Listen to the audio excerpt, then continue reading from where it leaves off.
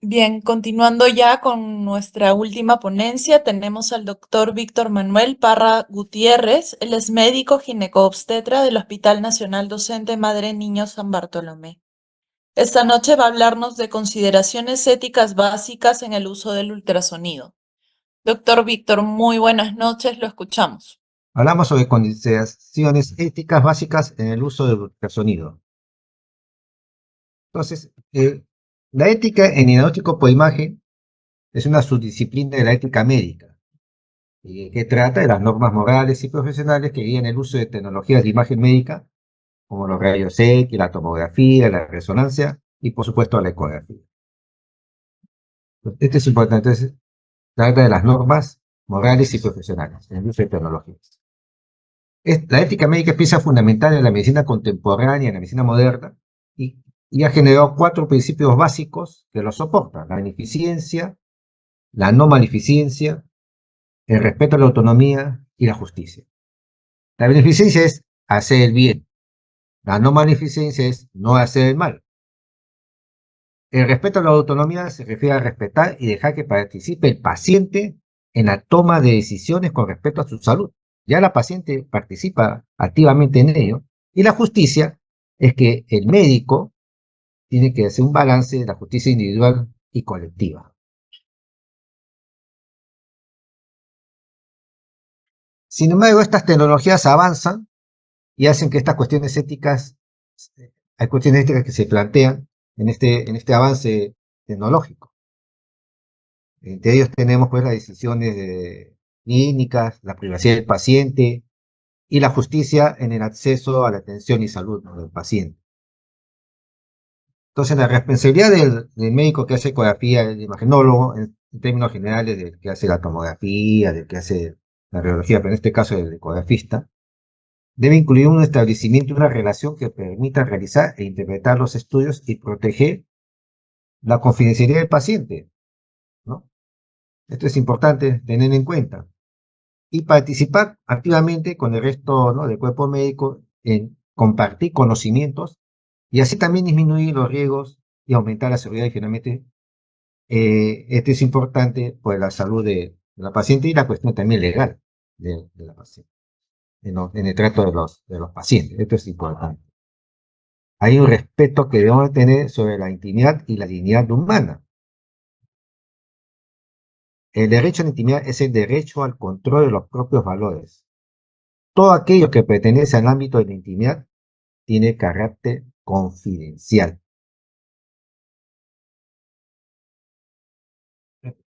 Desgraciadamente, en la práctica ecográfica puede ser vulnerada la intimidad si no se toman las medidas adecuadas para que esto no suceda. ¿Y cómo es esto, no? Entonces, el deber ético de nosotros es respetar su pudor, la intimidad, la dignidad, sobre todo en las ecografías transvaginales, ¿no?, evitando la exposición innecesaria de partes desnudas de su cuerpo en la adquisición de imágenes diagnósticas, en especial cuando hay otras personas en la sala del examen, ¿no? Muchas veces tenemos que tener el hecho de que solamente debe estar descubierto la parte en que estemos examinando, ¿no? Una parte en que este puede estar traductor vaginal, o cuando hacemos el examen de, por decirte, de, de, de las partes íntimas, no tiene que estar cubierto básicamente la parte, ¿no?, como un delantal, no solamente ya con el ecógrafo de la vaginal y cubrirla. Porque siempre hay, bueno, a pesar de que tenemos alumnos y sabemos que van a ser médicos, o a veces hay rotantes, siempre la mujer tiene un cierto grado de pudor, pues, ¿no? Entonces hay que respetar ese pudor, ¿no? Ahí, y además, cuando hacemos los estudios ecográficos podemos caer en la despersonalización, donde el paciente lo pasa de ser posiblemente hasta para algunos una cosa, una enfermedad y no un ser humano en su totalidad. Entonces, tenemos que atender al paciente, darle una atención humana y digna. Y así enseñamos estos valores a nuestros alumnos. Entonces, la confidencialidad es un deber profesional y un derecho del paciente. Implica que solo las personas directamente involucradas en su atención tendrán acceso a su historial médico y sus estudios radiológicos, ecográficos, y su uso estará sujeto a estrictas normas éticas y legales que permiten su divulgación más amplia, ¿no? Esto es importante. ¿Y por qué? Porque cuando nosotros vemos, pues, lógicamente los cursos, todo, hay ecografías de pacientes, ¿no? Y lógicamente se debe mantener el secreto de estas pacientes, el nombre sobre todo de estas pacientes.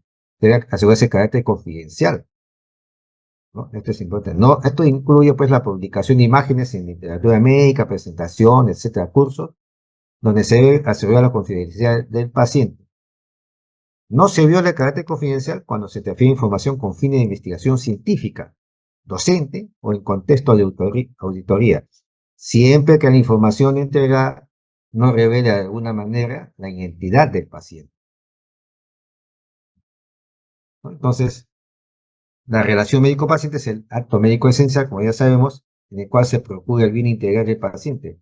En cualquier circunstancia, ¿no?, en donde el acto médico no se oriente a este fin, se considera que la medicina se deshumaniza y el hombre se convierte no en sujeto, sino en un instrumento. Por esto es importante que esta relación médico-paciente, ¿no?, es que debe procurarse solamente el bien, con el método, el fin, la meta es el bien del paciente.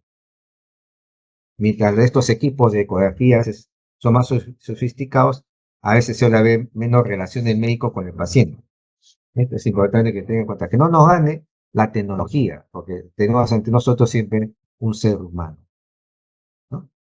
Entonces, en el año 1970, el bioquímico Van Rensselaer-Potter, investigador en el campo de la oncología en la Universidad de Wisconsin, fue que usó la palabra bioética en el artículo titulado Bioética, la ciencia de la supervivencia. Y en 1971 publica su libro más conocido como Bioética, un puente hacia el futuro, en el cual plantea la necesidad de tender un puente entre las ciencias y las humanidades, en particular con la ética. El término de bioética viene de la combinación de bios, conocimiento biológico, y ética, sistema de valores morales, ¿no? Esto es importante que tengamos en cuenta, ¿no? Desde un punto de vista ético, en medicina se tiene como elemento fundamental la básica relación médico-paciente, una relación que de tiempos inmemoriales ha sido considerada como imprescindible, ¿no?, para el ejercicio profesional médico, ¿no? Ahora, esto es importante. El problema que a veces con estas cuestiones ecográficas a veces se da una especie de virtualización de la relación médico-paciente, que lleva a preguntarse, ¿cuál es la ética que impera en el ejercicio de la especialidad de diagnóstico por imágenes? Entonces, ¿no?, nosotros tenemos que pensar que viendo al paciente es una virtualización porque vemos pantallas, pero tenemos que tener en cuenta que es un ser humano, como lo vuelvo a repetir. Específicamente, con respecto al principio de justicia distributiva, el alto costo de la tecnología obliga a una utilización selectiva, y es cuando surge el conflicto de decidir quiénes deben beneficiarse y quiénes no. Y hay una cosa importante, también hay un uso indebido de la tecnología, lo cual puede vulnerar los principios de eficiencia y no maleficencia. Y por otra parte, el uso a veces indiscriminado, no solamente el uso individual, también el uso indiscriminado de estas tecnologías que carecen aún más la salud, lesionando la justicia distributiva o equidad en las prestaciones de los servicios. Entonces, nosotros tenemos que hacer un uso apropiado de la tecnología, limitando el sobreuso o el abuso de ello.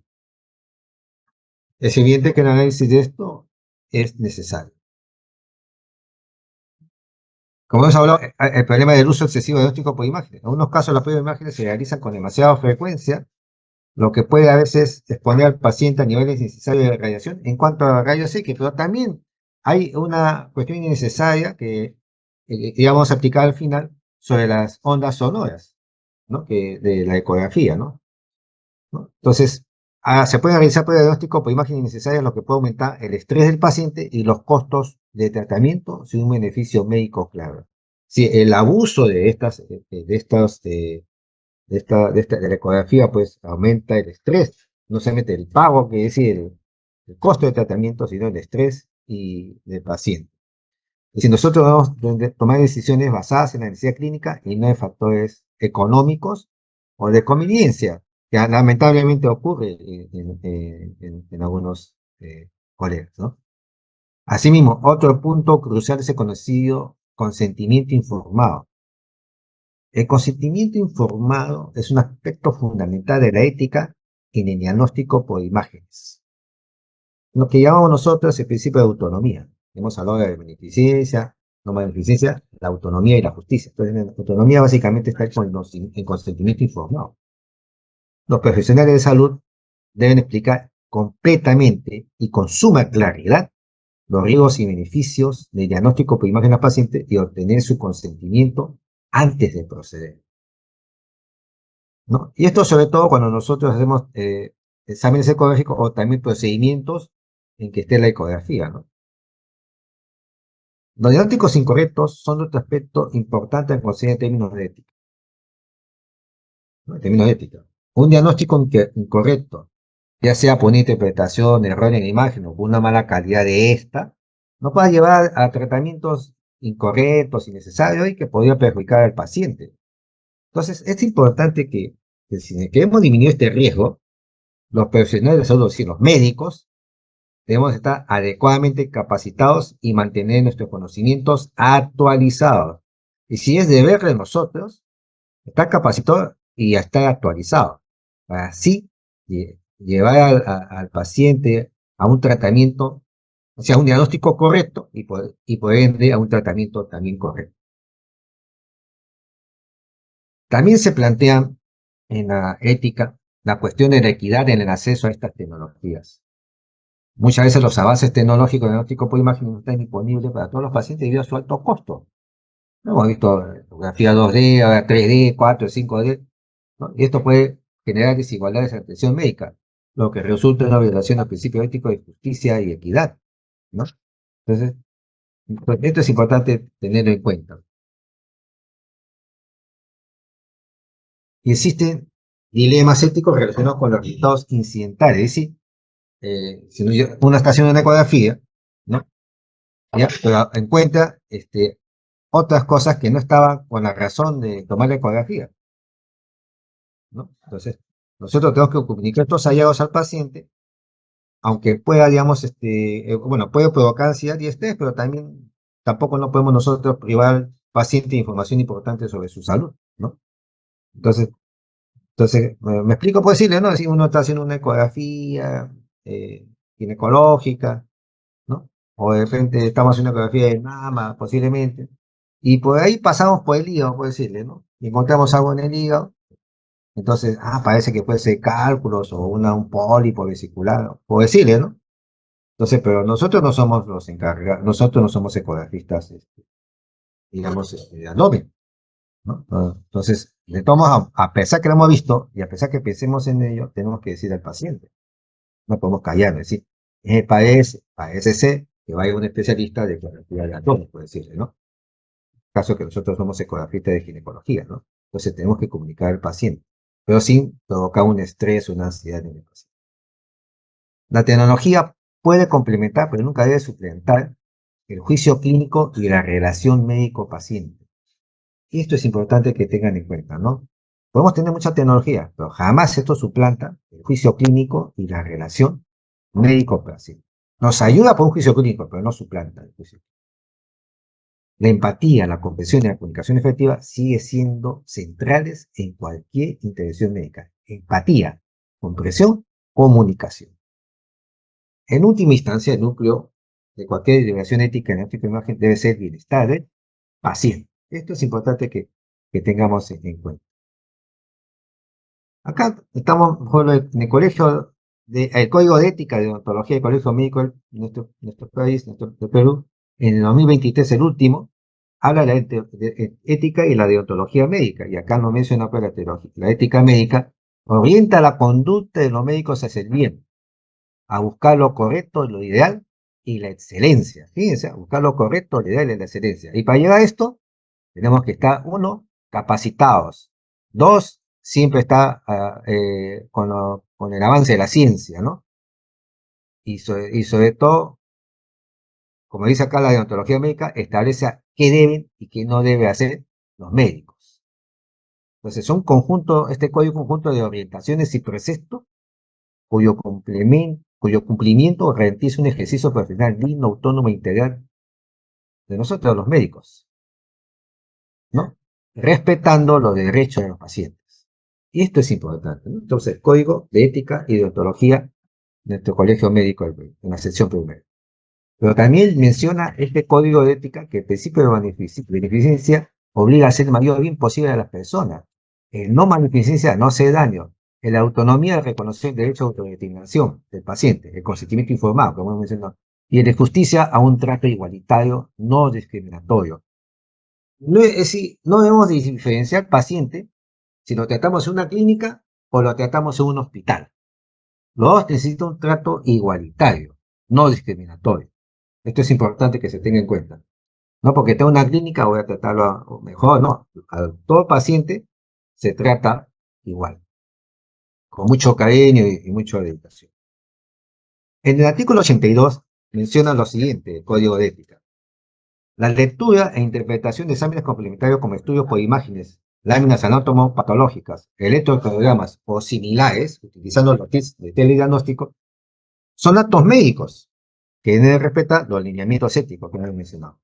El artículo 83 dice, las comunicaciones electrónicas entre los médicos y los usuarios deben producirse entre la relación médico-paciente y familia ya establecida, con el consentimiento del paciente e informándose de los horarios y la vía de comunicación establecidos de común acuerdo. Y el artículo 84 dice, los médicos deben asegurarse el almacenamiento y transferencia de información al paciente sea la adecuada, preservando la confidencialidad de la atención y utilizando los recursos existentes en la comunicación electrónica. Esto es importante, estos artículos, tener en cuenta nosotros los médicos ecográficos. Están dentro del Código de Ética del año 2023, el último, que está actualmente imperante. Muy bien, pero también hemos dicho, si dice, que nosotros también tenemos que cuidar al paciente, ¿no? En la cuestión de ecografía de obstetricia, se menciona que el ultrasonido tiene un potencial efecto biológico adverso que se ve controlado por parámetros físicos de los equipos que ajustan los índices mecánicos y biotécnicos a valores de seguridad. Entonces se habla del índice térmico, que resulta del cociente de energía ofrecida al medio que permite elevar la temperatura de 1 grado Celsius dividido por la energía total del equipo. Este es el índice térmico. Y el índice mecánico está en relación con la presión y descompresión del medio, reducción de determinadas temperaturas y el fenómeno de cavitación con capacidad potencial de daño. Esto es lo que se puede ocurrir, pero ¿en qué momento puede ocurrir? Veamos. Todos estos índices son ajustables en los equipos y de acuerdo al modo de uso, modo B, modo M, Doppler y sus variantes, ¿no? Que hemos mencionado, que está acá mencionada, que inciden con mayor o menor grado de potencial riesgo. A todo esto hay que sumar el tiempo de exposición, así como el tejido, área y profundidad insonada. Acá estamos hablando del ecógrafo. Hay un principio, que es el principio ARRA, acrónimo en inglés, as low as reasonable achievable, es decir, tan bajo como sea razonablemente alcanzable, ¿no? Tan bajo como sea razonablemente alcanzable. Aplicado a prestaciones radiológicas es también aplicable al ultrasonido. Sí, ¿no? Tan bajo como sea razonablemente alcanzable. Este es el principio que rige. Entonces, ¿por qué decimos todo eso? Y vamos a volver a repetir, para que tengan en cuenta lo siguiente, ¿no?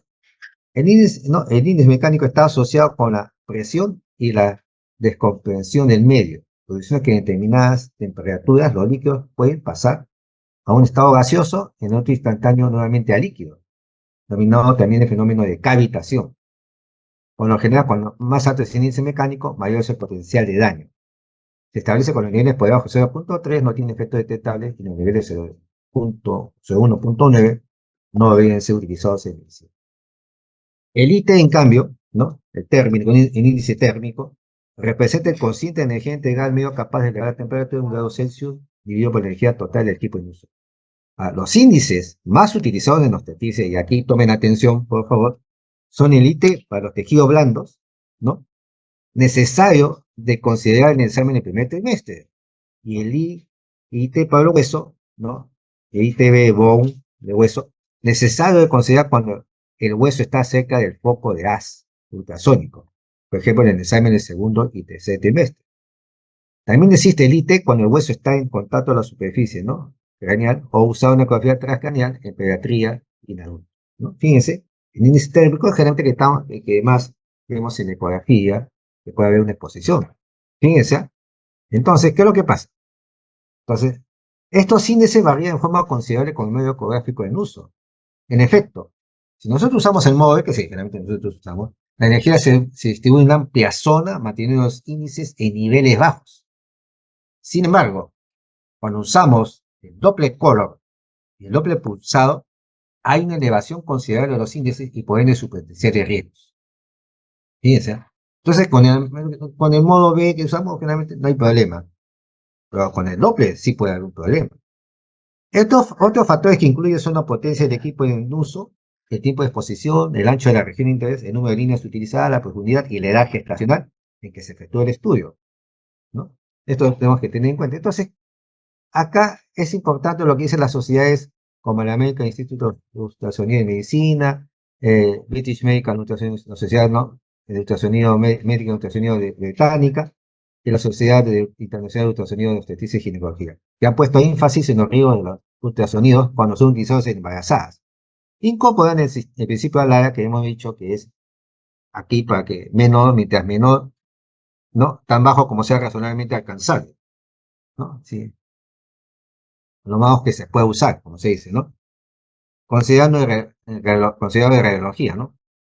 Estos conceptos se basa en la minimización de la dosis de radiación y la limitación y liberación de material radioactivo al medio ambiente mediante empleo de todos los métodos razonables. Sí, igualmente lo están usando en ecografía. Y acá, por ejemplo, vemos lo siguiente, que estos son las recomendaciones de los tiempos de duración del examen ecográfico basado en los índices térmicos, que es lo que más se usa, ¿no?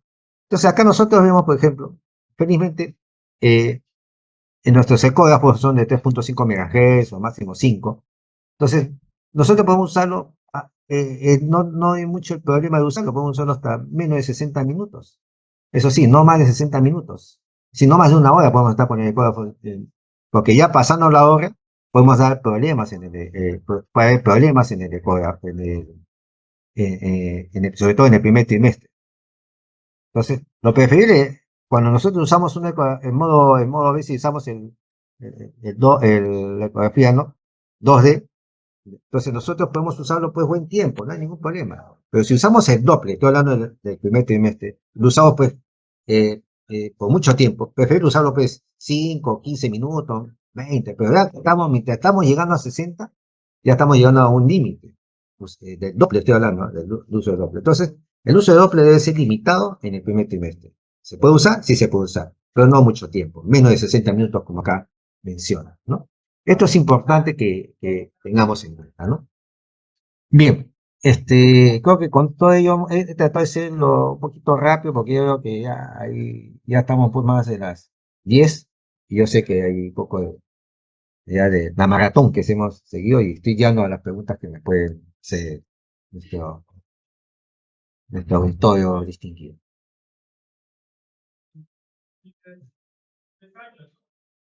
¿Alguna pregunta?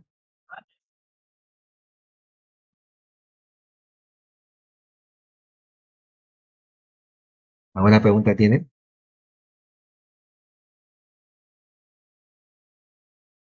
Si hubiera alguna pregunta, por favor, hacerla por el chat. Agradecemos muchísimo su ponencia, doctor Víctor. Muy amable, gracias, Sam. Muy amable. Gracias por la invitación. Estamos viendo. ¿No? Muy buenas noches. Gracias. Bien, así ha concluido nuestro tercer día de curso. Esperamos que haya sido de su agrado. Nos disculpamos los inconvenientes que han habido en el trayecto y agradecemos su comprensión. Las clases están siendo colgadas en la plataforma para que ustedes puedan tener acceso a ellas. Y bueno, los esperamos en un siguiente curso. Que tengan muy buenas noches y un muy bonito fin de semana.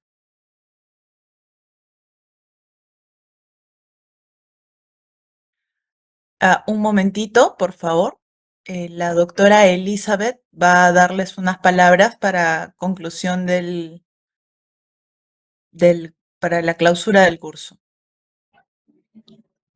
Gracias, Priscila. ¿Me escuchan? Sí, sí, doctora, sí se le escucha.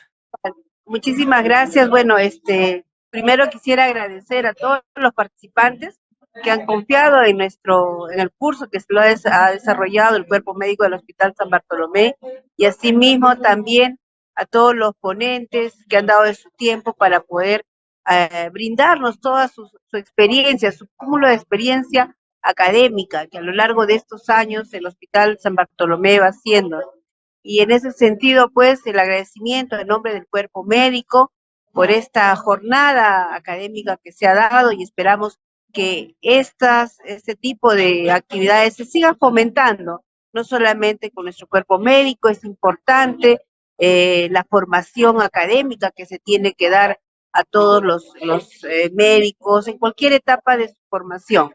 Muchísimas gracias por la confianza puesta y damos por concluido este curso y la clausura respectiva. Los certificados, como ya saben, se van a ir dando de acuerdo al programa y de acuerdo a lo que es el examen también que van a rendir. Así que muchísimas gracias a cada uno de ustedes a nombre del cuerpo médico del Hospital San Bartolomé.